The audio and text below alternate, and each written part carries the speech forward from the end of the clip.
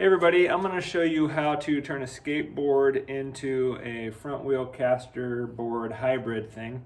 And I used a wheel from a Ripstik and put it onto a skateboard truck. And all in all, it took me about 15 minutes, and honestly 10 of that was looking for the right tools and troubleshooting one area that I'll show you in a second. Okay, so the only tools you're going to need are a socket wrench, a skate tool if you got it, otherwise different size sockets, and a screwdriver, a couple Allen wrenches, and then this is the only tricky piece. This is the nut of a kingpin, and you're going to use one from a set of trucks that you are going to have, but you need an extra one. So I don't know if you got a spare part skateboard laying around, but you do need an extra kingpin nut. So the first thing we're going to do is take the wheel off of the Ripstik, and we want to get at this bolt right here. So that's when you're going to use your two Allen wrenches and pop the wheel off. All right, so I popped off the wheel there, and then I unscrewed the nut and I took this thing off. What you need to be careful of at this stage is the bearings are held together by a plate and then this guy, and there's nothing connecting them. So if you don't want to lose those bearings, you got to kind of keep these two parts together. All right, now we'll move on to the skate truck. This is an old Gull Wing skate truck, and you can use your skate tool and take this nut off, and then you got two rubber bushings and this little metal bushing holder deal. I'm not sure what it's called.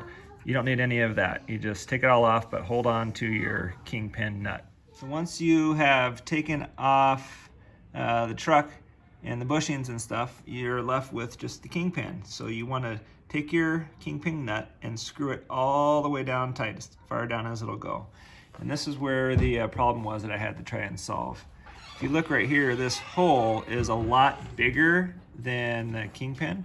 So when you stick it on there, there's a lot of space, and you don't want that space. So what I figured out is right on the nut there, it is sort of sloped.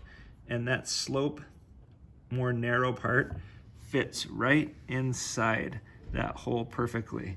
So I'm going to set that one on top and leave it there, and then I'm going to use my second nut, the one I showed you when I was showing you the tools, and I'm going to flip it upside down and screw it down tight, and that sloped part is going to fit right inside this slot, and you just crank it down real tight. Okay, I haven't screwed it down all the way tight because I wanted to show you. You can see how that thinner part of the nut is fitting right inside here, because I took my second kingpin nut and I flipped it upside down, and I'm tightening it down there. That's gonna hold this Ripstik truck, or whatever you call it, into place really well. All right, after you get that last second kingpin nut screwed in there really tight, just put your wheel back on and you're ready to go.